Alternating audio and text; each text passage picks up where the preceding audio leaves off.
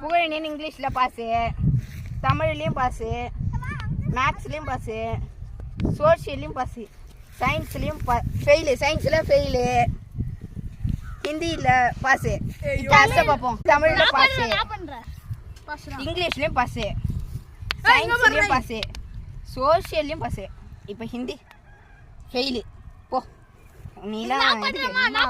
இப்போ தினேஷ் தமிழில் ஃபெயிலு, இங்கிலீஷில் பாஸு, சோஷியலில் ஃபெயிலு, சயின்ஸில் பாஸு. இது வேற பிடி எக்ஸாமில் ஃபெயிலு.